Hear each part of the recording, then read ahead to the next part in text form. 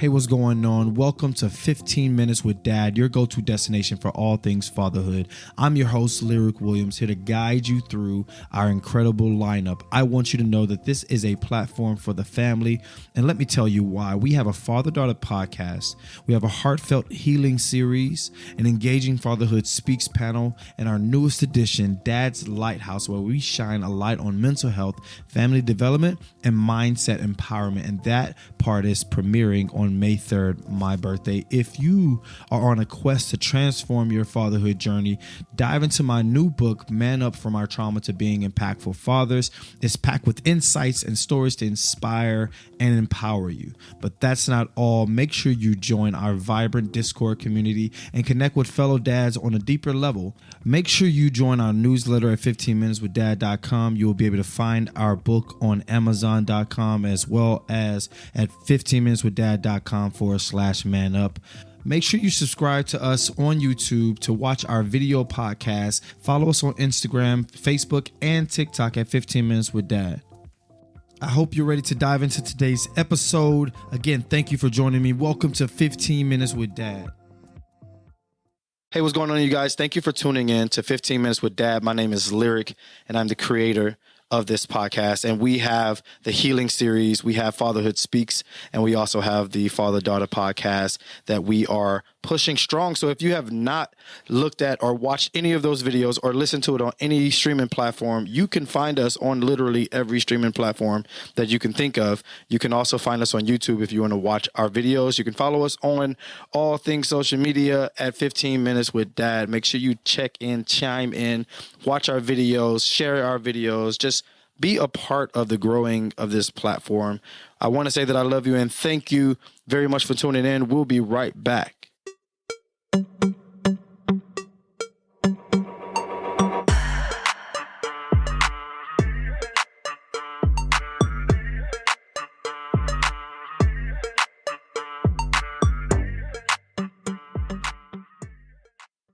Hey, welcome back to 15 Minutes with Dad. Today, I have a guest with me, Edwin Jones, and we're going to talk about the healing that he had to go through from his father and how he implement those healing tactics that he's learned and giving his children the things that he felt that he never had. And I know that fathers out there that are watching this, we have all experienced this where we have gaps in our childhood and what we thought we should have gotten, but we didn't learn this until we were an adult. So we went through our life and then experience all these different things and process the world in the way we process them, then realize when we had our own kids that maybe I need to do something different. And today we're going to talk about that. Welcome, Edwin. How you doing, brother? Hey, Lirec, how are you? I'm doing pretty good. Thank you for jumping on this call with me. For everyone that don't know, this is the first time that I'm doing a call-in podcast episode, and I'm excited about it because it sounds so good in my ear. So hopefully it sounds good to you guys too. So how you doing tonight? What's going on? I'm doing well. It's for you and I, this is a night call at the end of the day after a long day. Absolutely. Got the kids put to bed and just got some time to really just sit down and talk for however long we can. Yeah, man. And I thank you for taking the time to speak with me. Like we have families in life, and that to be able to share this moment with you is very special. I want to be a steward of your time, and let's jump right in, man. So let's tell me about yourself and let the audience know, who are you, Mr. Edwin Jones? I appreciate it. My name is Edwin Jones. I'm a proudly married father, married to my wife, Candace, of nearly 14 years. Recently, we've got two kids, two boys. One is 5 years old, and he just had his first birthday. Professional, been a professional for what seems like a long time, 10 or 16 years, a couple of degrees from the Ohio State University. The Ohio State, get it right. Yeah, exactly. And I think that's pretty much sums up myself here, unless there's anything you want me to touch on. Yeah, no, that was great. OH? IO. Okay, I just want to make sure it's embedded because since I've gone out here in Ohio, everybody knows this, and if you don't say it back, you get shunned out of the city. Oh man, yeah. We're teaching my son, the one that can talk, we're teaching him at a young age. Say it back. Got to learn. Already. Oh yeah, for sure. That's funny, man. That's funny. So tell us about your experiences. What is the most memorable, negative or positive experience that you have? And if you can give both, that would be great, with your father growing up. In this perspective, I unfortunately don't have positive memories with my father. And it's not for not wanting to be there. It's just him and my mother had me when they were teenagers and it didn't work out. And I don't have good memories or fun memories when it comes to my biological father, as I didn't meet him for the first time until I was 17.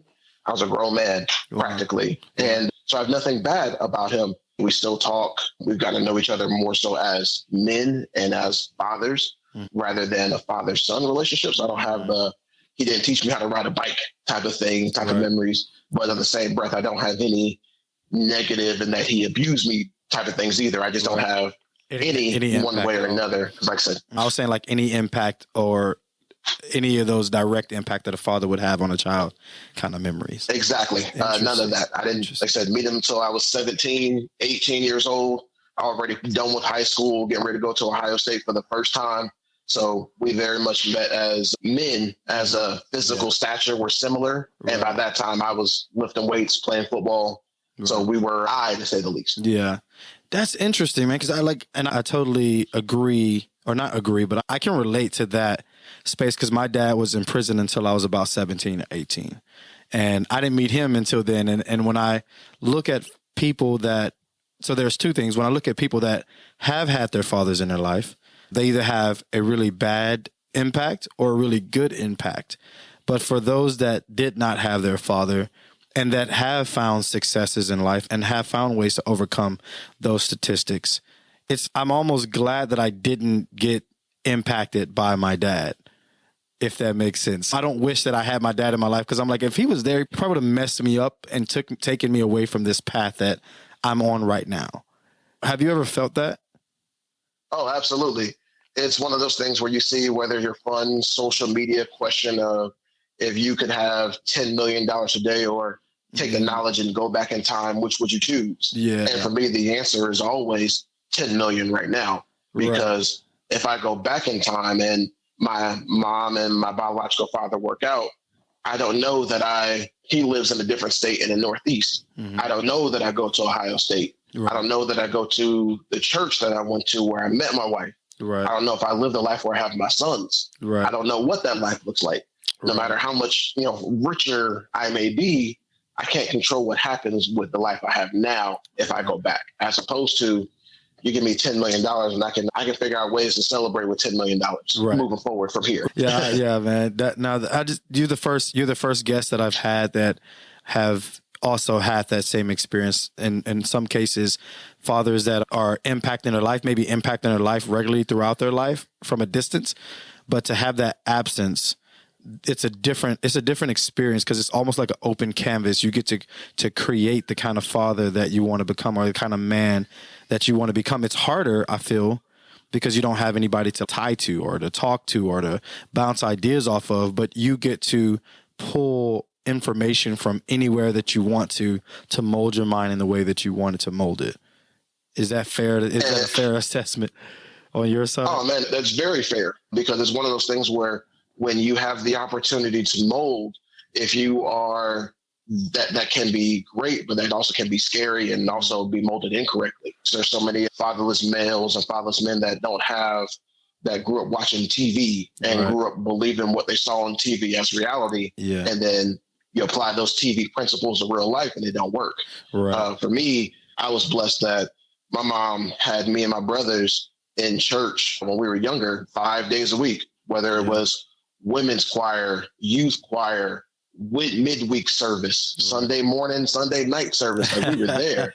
It kept us out of trouble. And for me, I played football. I was the oldest, strong, able to help out when it came to doing different things and responsible and smart. So I was always around older men at my church. And so I was just very blessed. And then moving churches, but just any church that we were a part of, I was blessed to where I had the opportunity to see men with their kids, with their wives, and really be able to see and be like, okay, I like what he said over here about that, or I like what he did, I like what they did, and be able to, like you said, make and mold and shape the father experience that I wanted to see it from an arm's length distance, but then be able to apply it when I got older. And now I'm on my own fathering journey. And how is that going? Let's talk about that. How is that fatherhood journey going for you?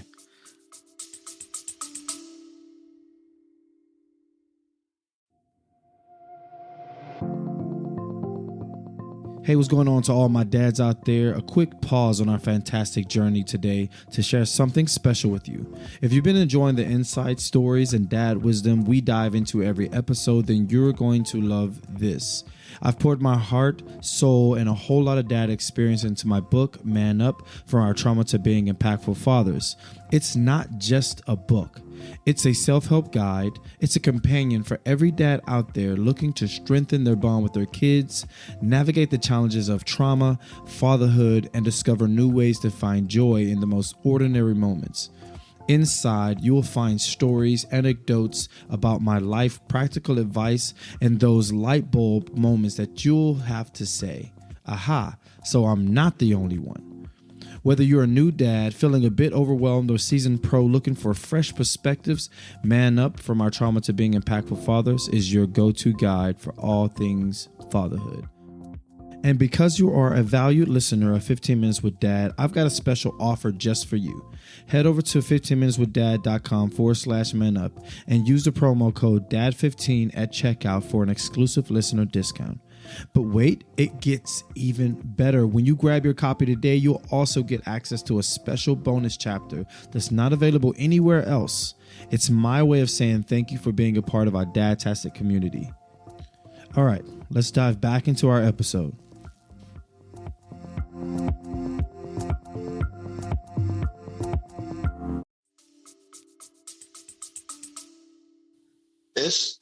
I think it's going well. It's one of those things where I'm not one to, like you said, toot my own horn, or if you're a chef, you don't talk about your own food, how good your food is, because somebody else might have a different perspective. Right.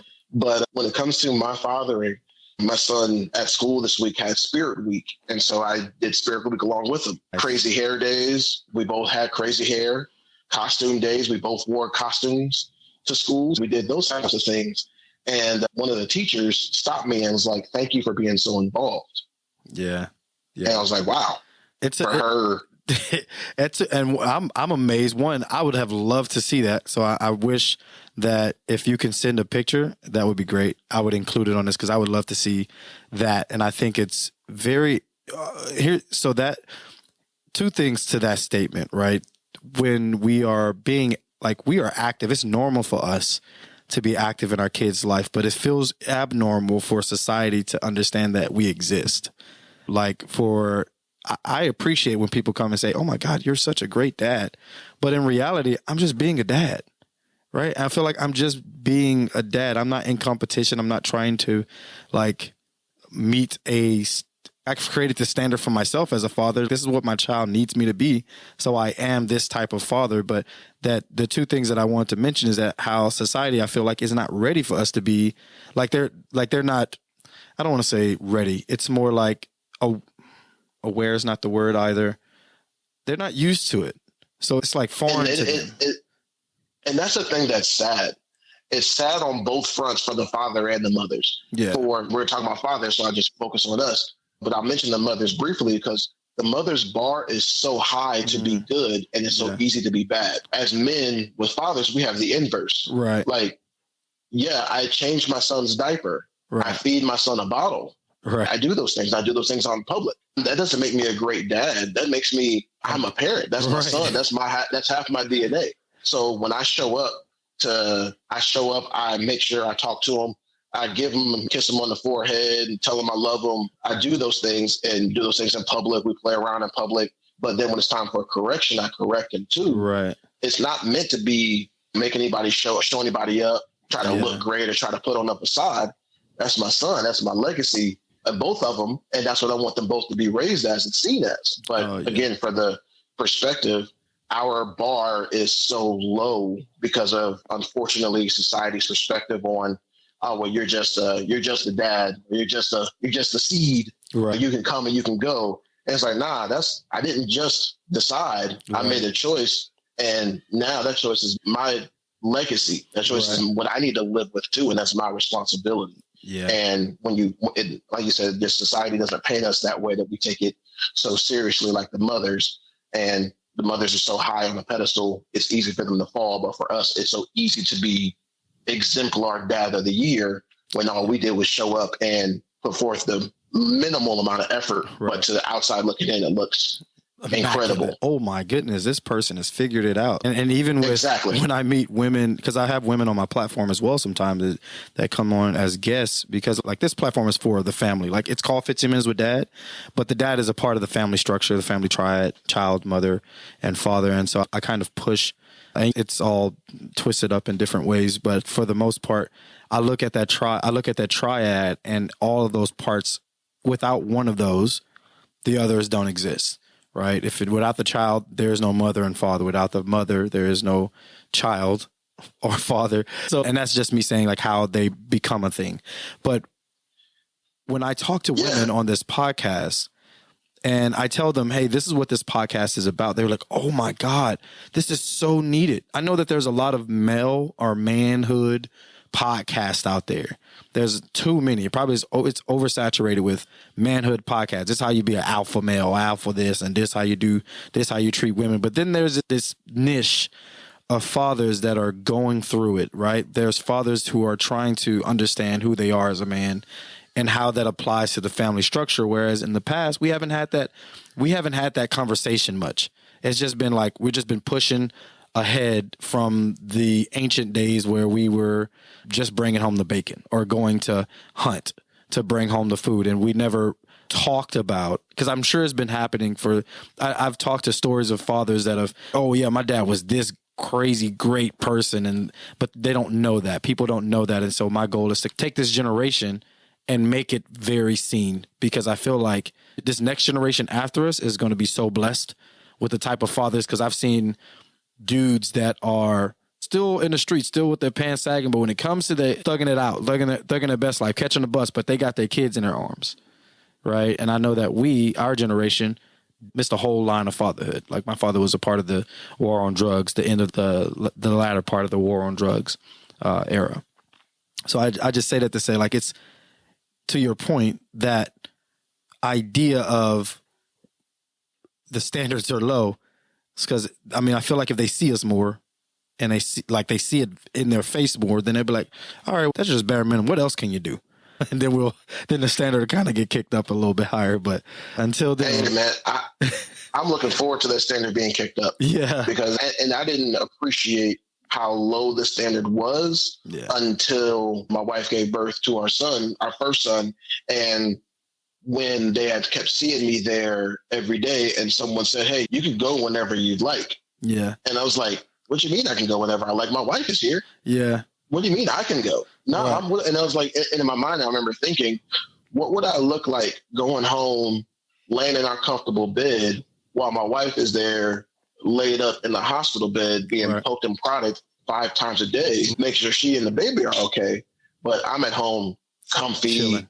Got my feet up, chilling, popping popcorn, watching movies, and then just send her like a message, hey, you good? Like, nah, I'm going to be here every day until they come home. Even going from that, then even when they had the information come out, it was like Jude, which is my oldest son's name, Jude, child of Candace, and that's my wife's name. Mm-hmm. And I was like, nah, it's child of Candace and Edwin. Right. And the social worker and everything came in and do all the social working stuff, which is great. I think that stuff is needed. But then when you're talking to her the whole time, and I know you see me right there, like, nah, we can answer these questions together because we married. And I know not everybody is, and that's a different conversation for a different day. But I'm like, nah, me and my wife have been married for 8 years.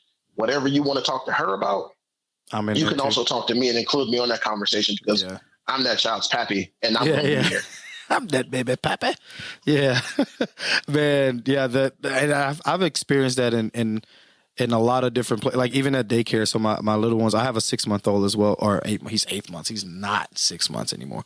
Goodness, he's running in a walker now. I got an 8-month-old, and I go to daycare and I spend lunch with them on my lunch break when I'm in the office. I'll roll up. It's about 4 minutes away. So I go and roll up over there, have lunch with them, and they're like, oh my God, you're such a great dad for eating. I'm like, I'm just spending time with my little ones. I miss them. Like, I got my toddler in daycare as well. So I go and visit both of them right before, like when they're having lunch. I just go and hang out with them, sing to my infant while he falls asleep or whatever, and put him down. But I'm like, yo, I love being a dad. And like you said, I don't like all the compliments of me being a great dad because I'm just here. And I think I'm a dad to most kids, like any kids that's around me. I'm that father figure. I got the dad voice. So yeah, man. So let's dive deeper into what lessons you've pulled throughout the years that you utilize to have a presence in your children's life. Yeah, definitely. As I mentioned with your first question, just about the memories or lack thereof of what I have with my father, that is what really drives my fathering for my sons. It's the thought of be who you needed when you were younger. And I take that in a way because, and I think now, I don't remember when I was 2 and 3 years old, so I'm not talking that young, right. But I'm talking about when I was 6 and 7 and 10 and 11, what were things that I noticed that my friends that had their dads in their lives, what did they have? What experiences did they have that I did not? And how can I give those to my sons? Was there anything that they were being raised on or raised with? Like a thought of like at some point in time, my boys are going to want to get older and go out on a date in high school. Yeah. I didn't go out on any dates in high school. I didn't know how to talk to a girl. Right. I didn't know how to ask. I didn't have the money. I didn't have the ride. I didn't have the fresh haircut because of all the things. My mom, bless her to pieces, love her to the nth degree, doesn't really understand and appreciate what a haircut does for a man that is on a regular basis. Yeah. So I didn't have it because also I got 2 other brothers. There's 3 of us. And it just wasn't always in the financial cards to get a haircut on a regular basis. Right. So no slight or disrespect to her. We just didn't have that. Right. And so now I think about that with my sons. Okay, my son's hair is getting long. Let me make sure I get it cut because I know what it means to them and those types of things. So now with my boy, my oldest, Jude, who is getting, like I said, he's starting to get in kindergarten.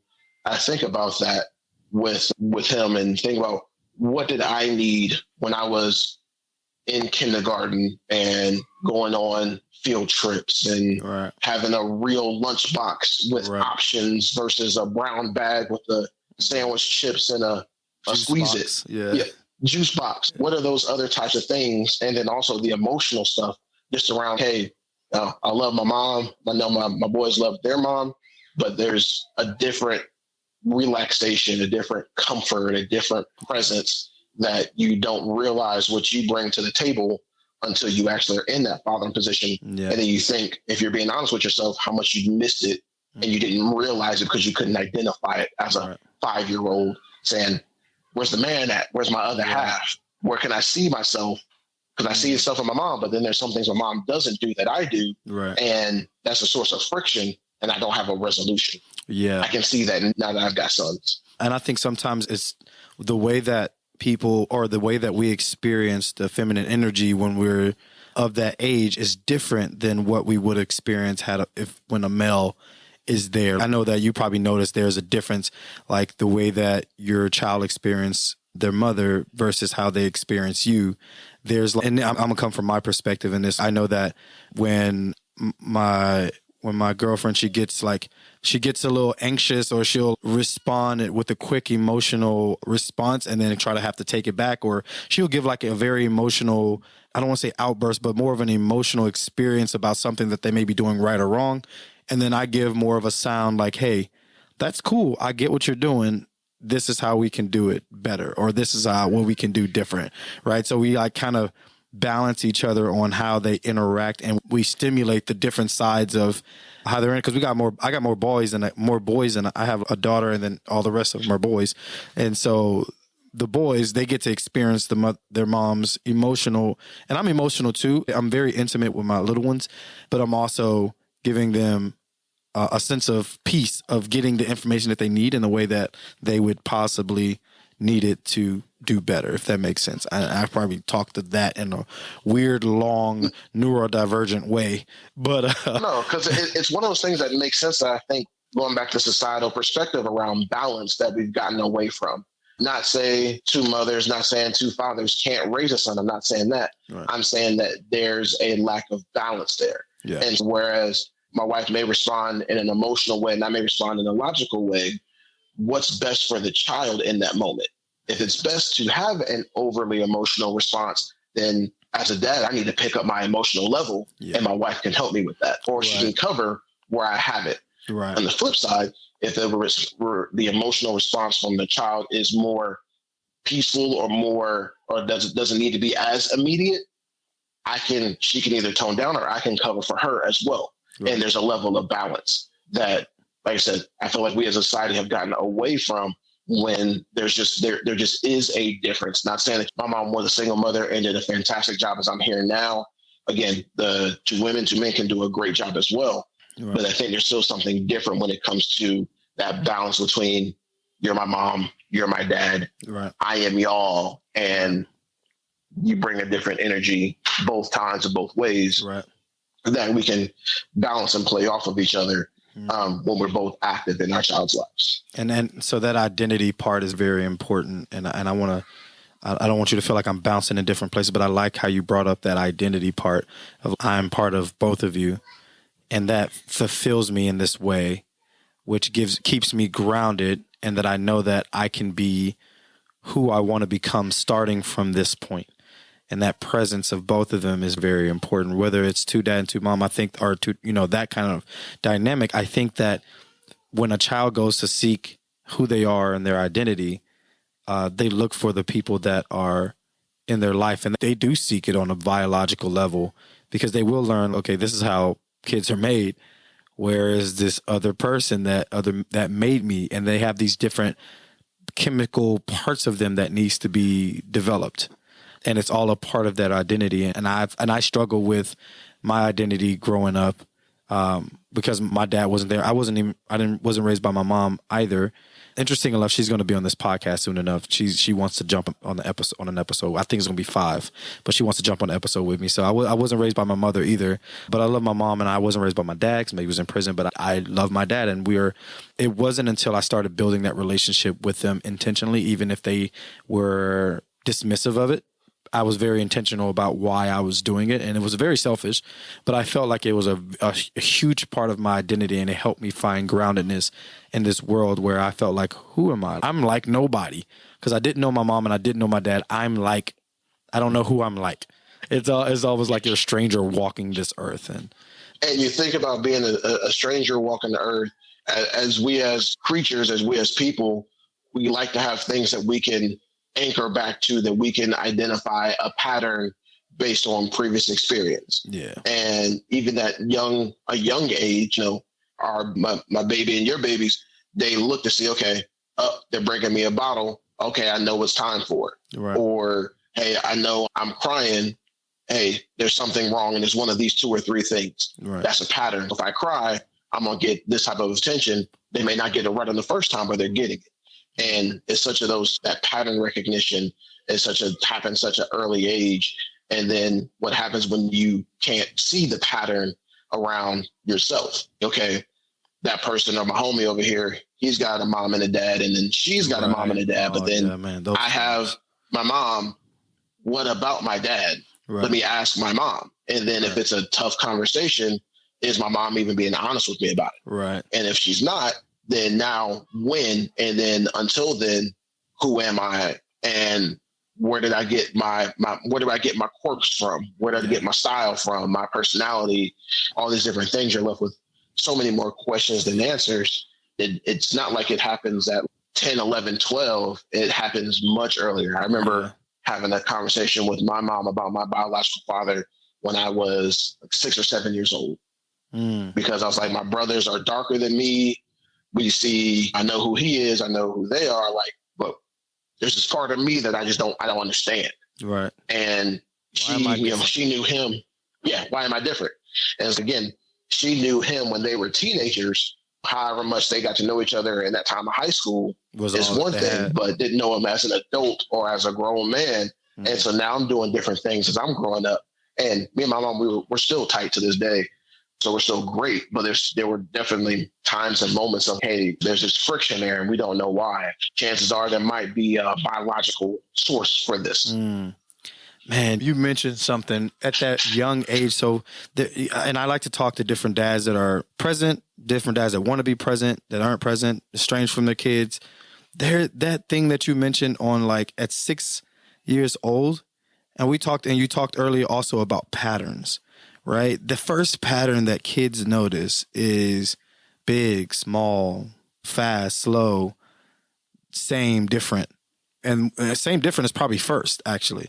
They able to identify what is not like the other, and they look at themselves. We look at ourselves first. So that foundation of not having a person in it, I definitely attest to all of that you just said, because I didn't get to talk to my mom. I had my grandmother in my life to be that person.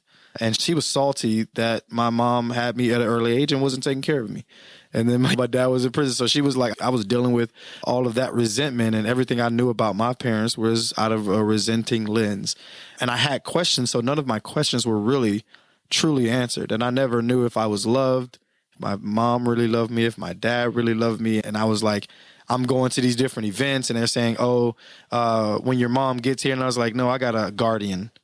I've always had a guardian. I didn't have a parent growing up, man. So like, anytime, and it was always interesting to me. And it's the first time I'm actually saying out loud, but it was always interesting to me that I had a guardian. When your parents had come through, and I was like, my parents doesn't live here. And they're, if your guardian will do this thing. And and I've always noticed that difference. Okay, my grandmother she's not my parent. Like, there's this huge gap that's living there, man. That's wild. And I wanted to bring attention to that because of the fathers that are trying to navigate building a better relationship with their kids, and fathers that are estranged from their kids or estranged from their adult kids.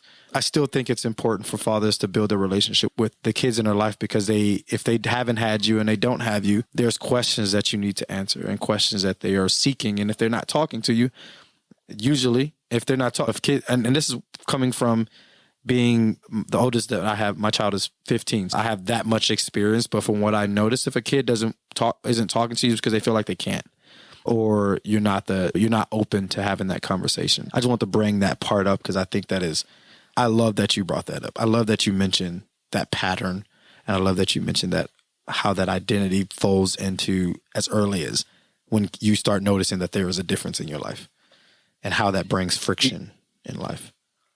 Yeah, and first off, I said thanks for sharing that, because I know I'm sure that's a space where you still have opportunity to learn and talk more. But as you're saying, the patterns, for me, it was one of those things where, your parents, no, not my parents. My mom will be here when she gets here. Right. If I might be one of the last 5 people picked up, it's because my mom had to finish work and then had to come get me, and then my brothers have to do something else too. So there's only one. Right. So it's not mom and dad. It's just mom. Yeah, that's and then the also been a difference. Me and my brothers all have different last names. And so like say, okay, now all the Williams kids get over here. Right. And then all the Adams kids get over here. And then for me and my brothers, y'all 1, 2, 3, y'all come over here. And that's all. So we're not even, we can't even be grouped the same. Yeah, those types of patterns. Or like I said, for me, one of the biggest, most prevalent thing I remember as a kid that I noticed a difference and really started triggering questions more is you go out on a field trip and you see the one kid with that, hard lunchbox that's just put out a Star Wars theme or something. Yeah. And they open it up and they got the 2 sandwiches, they got the drinks, they got the cookies, and then they got a little bit of spending money on the side just in case they're still hungry. And then there was me. I got my brown bag with my sandwich bag of chips, not even my own clothes bag of chips. Right. And then I got a little, like you said, a juicy juice, a Mondo, a squeeze it type thing. Right. And then that's it. Man. And it's just, wow. My friend over here, he got options and he got money. Yeah. I wish I could have that. But then it's one of those things where just being a kid, you don't really realize and appreciate what life is like from the parental perspective around, hey, I'm doing the best I can with what I got. Yeah. I'm glad I was able to give you something this time. Yeah, it may not be the same what the other person got, but I'm glad I was at least able to do something for you. And that's one of those, again, things I appreciate and think about, again, being introspective about my childhood and being a father now. Yeah. So much grace to my mom. Just like I might think about it and it might trigger an emotion, but then it's not, thank God that she was able to in the moment with what she had. Yeah. And thank God that I'm able to take what she did great and rinse and repeat, and take what she did and improve where there's an opportunity for improvement. Yeah, no, man, that's definitely beautiful. And I can attest to that as well. And me growing and forgiving the life that I had to really retrograde my mom's life to really understand how to truly heal. Because all I had was, like I said, the lens was that what my grandma created. And then when I started meeting my mom, I had that same resentment growing up when I finally started spending more time around her. And then now, as going through life, as I start healing myself, I had to also have to look at who are these other people that I am from, and really loving them for who they are and where they are and what they've done. What the times that they had, the life and experience that they had was the cards that they were dealt. They had to make it make sense for them the best way they can, and it wasn't always in my best interest. And I feel like, looking back, I possibly could have been. I think all kids have this as they get older. Like, I'm entitled to have at least this as a kid. Every other kid has it. I should have it too. And then whereas we get to an adult, it's like, yeah, that's why I didn't have it. It wasn't available to be had. Like, there was these other underlying circumstances that I didn't know, that they didn't tell me, that kept me from having that thing that I feel like I was entitled to. Man, we're gonna go a few more minutes in to this podcast, so bear with me. What is something, and I always ask this to every guest, what is something that you would like to leave with dads, at any new dads, old dads, estranged dads, coming from your experience? What would be something that you would leave them with, an action item that fathers can partake in to be more, to have a bigger presence in their children's life? And you can pick whatever spectrum of a father you want to, whatever characteristics you want to talk to. Just let us know which one you're talking to, and then go in for it. I'm going to take an approach where I'm going to talk to every dad out there, okay, whether you are a biological dad, a bonus dad, an uncle dad, or as a dunkle, as people say, a grandfather raising kids. I would say the best advice that I would give to all of you out there is keep showing up. Keep showing up how they need, not how you think they need, but keep showing up how they need.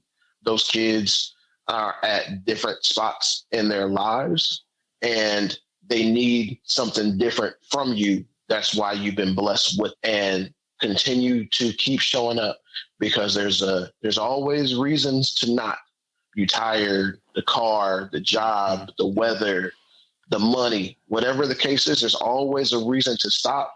But what you have to do is find a reason why to keep going. And the reason to keep going is because they need you, and you've been blessed to be a part of their lives. So I would say my advice, again, is to keep showing up how they need you to show up, not how you think they need you to show up.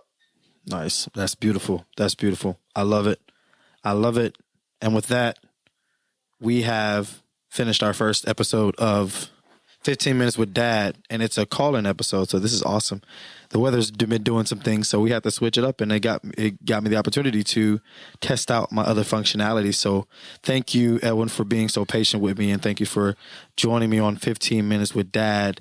Do you want people to connect with you in any way?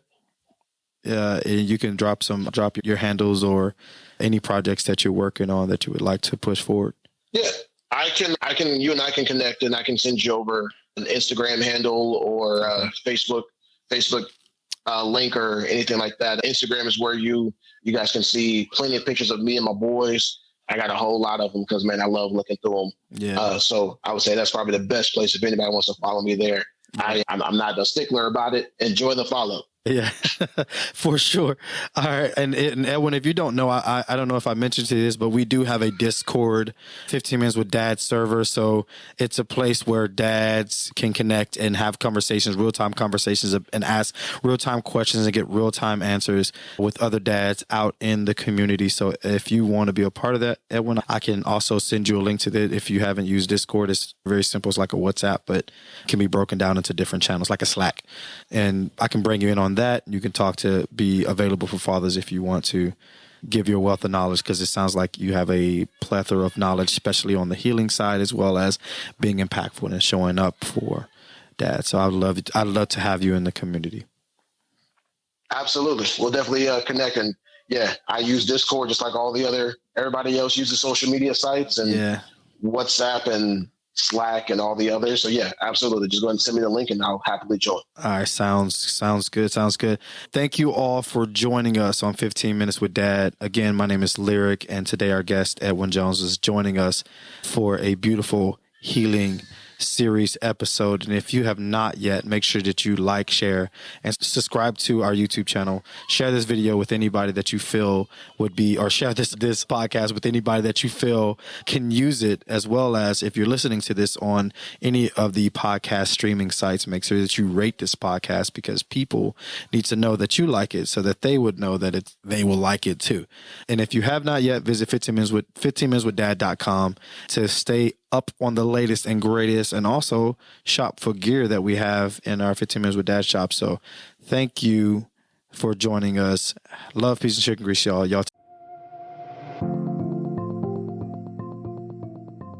And just like that, we've hit an end of another epic journey here at 15 Minutes with Dad. I'm your host, Lirec, and I am thrilled to have shared this time with you. But guess what? The conversation is far from over. Want to dive deeper into the Dadverse? Check out our website at 15minuteswithdad.com and join our vibrant community on Instagram, Discord, and TikTok for your daily dose of dad inspiration, camaraderie. And here's something special. Subscribe to our newsletter at 15minuteswithdad.com for exclusive goodies and behind-the-scene peeks you won't find anywhere else. Got a burning question or a dad moment that made you proud? We're all ears. Submit your questions and share those special moments with us for a chance to be featured and shout out on our show. It's your time to shine in our dad community, so tap in with our Discord, and our server is at 15 Minutes with Dad. So tap in for that, engage with the community, and you will be featured on our show. Each week we would do another feature, so join in. Love today's episode. Spread the love by sharing it with a friend and leaving us a review. Let's get the word out and grow our awesome dad family, because guess what? When you give us a review and you rate our podcast, you give everybody the chance to enjoy what you've enjoyed about this podcast as well. So mark your calendars, because new episodes drop every Thursday of the week. Ready for more heartwarming stories, laughs, and dad wisdom? We can't wait to have you back. But until next time, keep being the amazing dad you are. Every day is a new adventure and every moment is special. Catch you on the next episode. Love, peace, and chicken grease.